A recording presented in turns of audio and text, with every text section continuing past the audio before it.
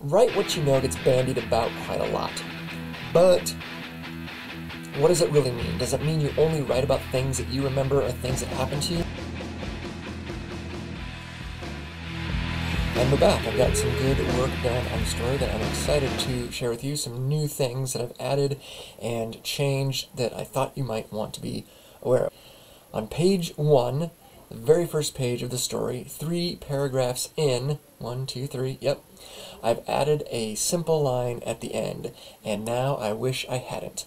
So, just previously, we had Just Let's Go, I coaxed her that Friday night in October, period. Now I've gone back and added, and now I wish I hadn't. Why? Because it adds to the suspense. That's it. It's a little throwaway line that's easily deleted. I can go back and get rid of it later if I want to, but right now, just putting that one little, and now I wish I hadn't, has given me, if nobody else, the added impulse is the wrong word, has given me the sense that something is definitely going to go wrong. Now, it's a book. It's a novel. We already know something's going to go wrong. That's what happens in books. Things go wrong. Or at least in good books, things go wrong.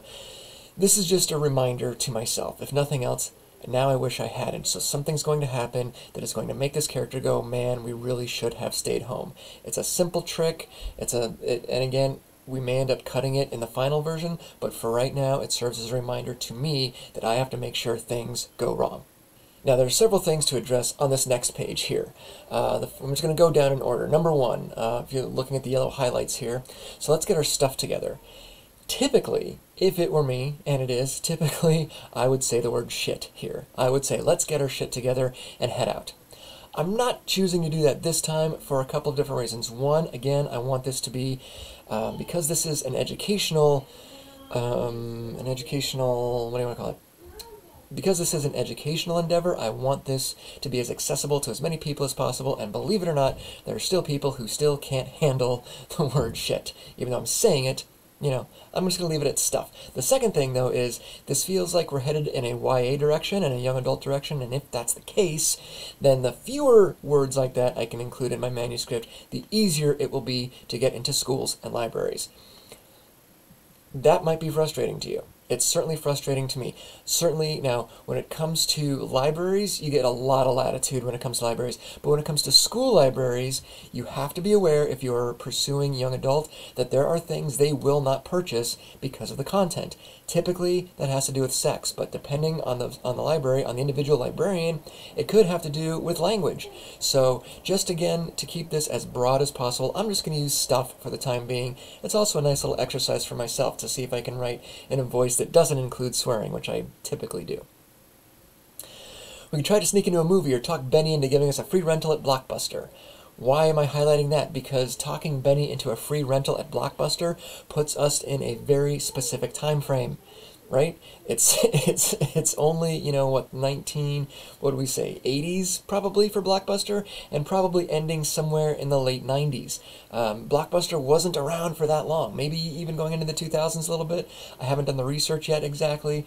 I know that I'm focused on kind of an early 90s vibe for this, so I know we had Blockbuster at that point. And just using that word, not so much the Benny thing, but the Blockbuster thing, just including Blockbuster in here, putting Blockbuster in here, roots us in a time and place. It's one word, but it sets up a lot of the setting. Now, also dropping Benny in here, I've named the character Benny. Is Benny going to show up later? Maybe, maybe not.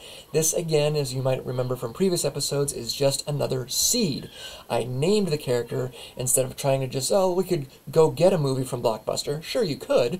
That doesn't really plant any seeds. But if you name a character, if you say, we could talk Benny into giving us a free rental at Blockbuster, there we have, again, the specificity, and there again, we have the possibility for more characters, for more conflict, for more plot development.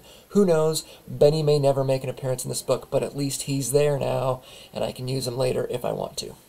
Slid off the bed and stood at Thomas Mall in the West parking lot.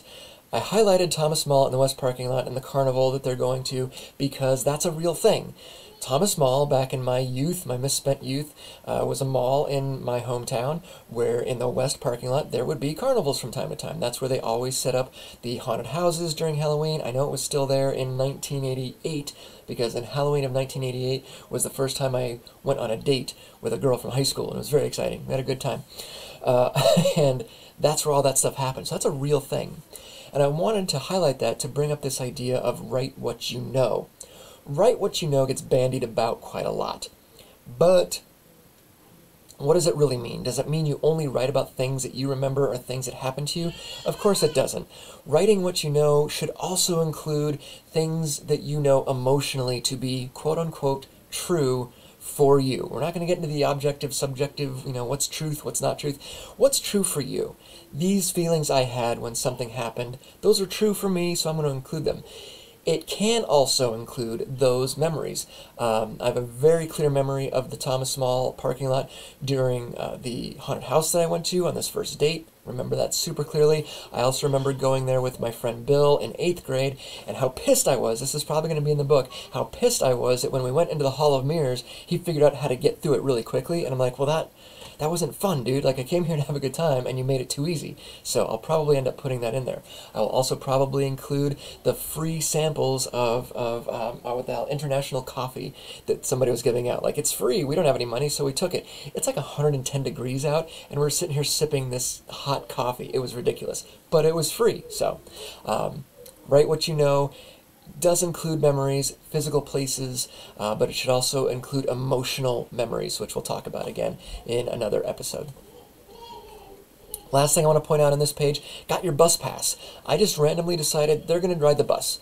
They are either too young to have cars or too poor to have cars or whatever, given that both of them, it's been established earlier that they are both in single-parent households, so it seems unlikely that they would have vehicles, at least to me. So I went with the bus pass, not bikes, not walking, bus pass. This, again, was planting a seed. It might become important later on in the story if one of them loses their bus pass, or they both lose their bus passes, or it gets too late in the night and the buses aren't running anymore. Just that one little phrase, got your bus pass, establishes a whole lot of potential, a whole lot of different things that can go wrong, and that's what you want to do during your rough draft. Set up as many of these dominoes so you can knock them over later. Once again, I'm going to keep saying it just for clarity, maybe this won't have anything to do with the plot. I have no idea, but it's there and now I can use it. That's all. That's all we've got time for today. Just a couple things to be keeping in mind as you plow through that first draft. And remember, it's always about the first draft. Get that book done, all right? Keep writing. You need about 1,600 words a day. I know you can do it. Don't give up, and I'll see you tomorrow. Take care. Keep writing.